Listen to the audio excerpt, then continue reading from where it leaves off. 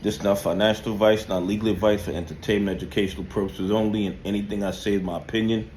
Please don't make any financial decision based on anything I say in these videos. Listen, double check you're still subscribed to the channel. Double check your notifications are on, and if you hit that like button, double check it's working properly, because you know these bad actors are working overtime to suppress the channel because they're terrified of more people becoming aware of all the fraud and corruption in the United States stock market. Guys, listen. They don't want you to think about XRP analytically. They don't want you to think about XRP with just the numbers. And I'm not claiming I'm the most intelligent person in the world. I am far from that. But I consider myself to be above average intelligence, and I understand numbers. I understand numbers. Now let me give y'all some basic facts that they don't want you to talk about. Only 0.02% of the world owns XRP right now. Only 0.02% owns XRP right now. 4% of the people on the planet owns XRP. Okay? Understand what's going on here. Only 0.02% owns XRP, while 4% owns Bitcoin. And I'm telling you that for us to do the numbers. Let's do the numbers together. Let's say once XRP spot ETFs gets approved, let's say once they're using XRP for cross-border money transfers, let's say when they start using XRP to tokenize real-world assets all around the globe, do you think that's going to increase the demand for XRP? Would that increase the demand more than the demand there is for Bitcoin right now? Because what does Bitcoin really do except store value? It has no real utility. It's too expensive and too slow. So we know XRP is going to be able to do a whole lot of things that Bitcoin will never be able to do. And yes, XRP can store value just like Bitcoin. But here's the thing.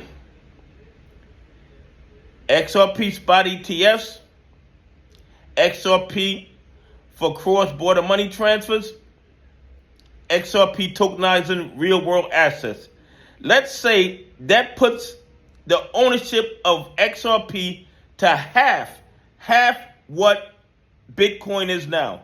So we're going from 0.02% of the world population owning XRP to just 2% of the world population owning XRP. Half of what owns Bitcoin now. I'm not even getting up to the 4% that owns Bitcoin. I'm saying just half. If just half the people that own Bitcoin right now owns XRP, 2%, that puts a demand for XRP up 10,000%, ladies and gentlemen.